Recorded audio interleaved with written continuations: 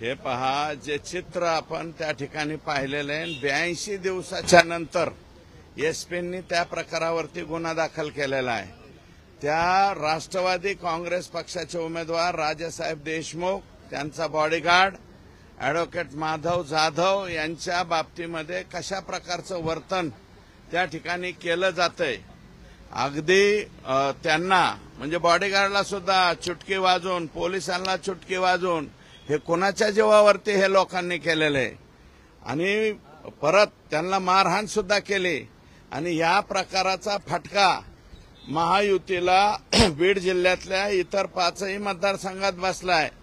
आम्ही 10-10, 5-5 हजार मतं आमचे कमी झाले। हा जो प्रकार झालता तो त्याच दिवशी व्हायरल झाला होता।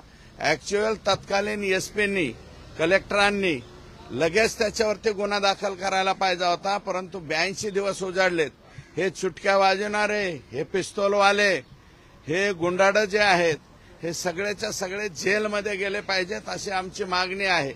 आणि यावरून आपण ओळखून घ्या की परळी विधानसभा मतदारसंघात मतदान कसं पार पडलं असेल। ते अर्ध्याच्या वरती म्हणजे 330 पैकी 200 बूथ अक्षरशः ताब्यामध्ये होते, हे यावरून सिद्ध होतं।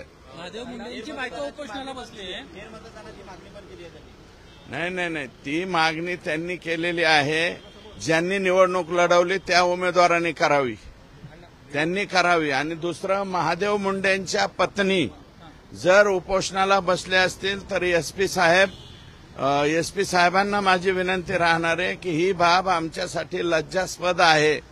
त्या माऊलीला उपोषणाला बसायची पाळी यायला नाही पाहिजे।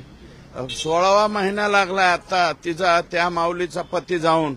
महादेव मुंडेचे मारेकरी सापडलेच पाहिजेत। आणि ज्या दिवशी तपास डीवायएसपी कडे दिलाय त्या दिवसापासून 12 ते 15 लोक परळीमधले गायब आहेत। जे गायब आहेत ते एसपींनी आणि एलसीबी आणि तिथले डीवायएसपी यांनी उचलून आणावेत आणि जेलमध्ये घालावे। कोण आहेत ते 12-13 लोक? कोण आहेत अण्णा? 12-13 लोक 100% आकाचा संबंध आहे। ज्यांनी महादेव मुंडेंना मारलंय त्यांचे ज्यांनी मारलेले ज्या गुंडांनी, ते गुंड आकाच्या मुलाच्या बॉडीगार्ड म्हणून फिरवत होते आतापर्यंत। मग आता ते बॉडीगार्ड कुठे गेले अचानक? आकाच्या मुलाच्या अवतीभोवती ते नाहीयेत आणि तेच आरोपी आहेत। ते आरोपी पकडले पाहिजेत। मी 100% महादेव मुंडेंच्या सौभाग्यवती ज्या त्या ठिकाणी बिचारी माय माऊली उपोषणाला बसले, मी 100% त्या माऊली बरोबर आहे। मुख्यमंत्र्यांची भेट घेतली तुम्ही अण्णा? मुख्यमंत्र्यांची भेट घेतली? ही जी 15-16 नावं तुम्ही सांगताय ते नावांची तुम्ही त्यांना लिस्ट दिली का आणि काय चर्चा झाली एकंदरीत? हे बघा, या नावांची एसपीला मी यादी दिलेली आहे, डिटेल पत्र दिलेलं आहे। महादेव मुंडेंच्या बाबतीमध्ये काय काय झालेले आहेत, कोणाकोणाचे मोबाईल डिटेक्ट केले पाहिजेत, कोणाकोणाचे जे आहे सीडीआर चेक केले पाहिजेत, याचं डिटेल पत्र मी एसपी आमचे जे जिल्ह्याचे नवनीत जी आहेत त्यांना दिलेलं आहे। त्यांनी लवकरात लवकर आरोपी पकडावेत अशा प्रकारची जिल्हाधिकाऱ्यांची भेट घेतली दादा। अविनाश पाठक यांनी भेट घेतली। त्यांनी जे नियोजन साहेब यायला लागले,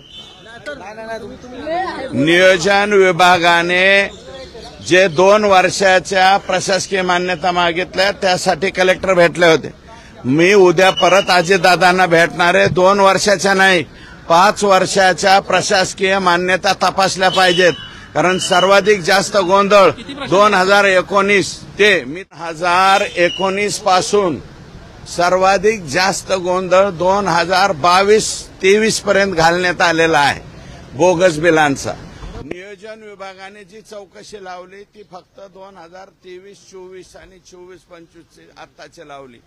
मी उद्या अजितदादांना विनंती करणार आहे की ही चौकशी 2019 पासून लावावी, कारण सर्वाधिक जास्त गोंधळ हा 2019 ते 2022 या कालावधीमध्ये केलाय। आणि जुलैमध्ये परत आमचं महायुतीचं सरकार आलं, एकनाथ शिंदे साहेब आणि देवेंद्रजींचं, मग ते गोंधळ बंद झाला, पण तो गोंधळ तिथपर्यंत होता।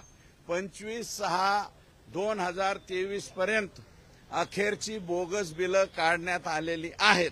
सुदर्शन गुन्ह्याचा व्हाईस सॅम्पल जो आहे तो आज तपासणीला घेतला जाणार आहे. न्यायालयीन कोठडी झाली सुदर्शन गुन्हेला आणि त्याचा व्हाईस सॅम्पल देखील आता घेतला जाणार आहे. आता न्यायालयीन कोठडीची मला वाटतं आज परत पोलिसांनी त्याला PCR मागितलेला आहे वेगळ्या प्रकरणात, न्यायालयीन नाही. आता ते परत पोलीस कस्टडीमध्ये आला असेल असं मला वाटतं आणि त्याचे व्हाईस सॅम्पल घ्या, काय घ्यायचं ते घ्या आणि त्याच्यावरती लवकरात लवकर हे तुम्हाला सांगतो यांच्यावरती ऍक्शन झाली पाहिजे, चार्जशीट दाखल झालं पाहिजे. हे लोक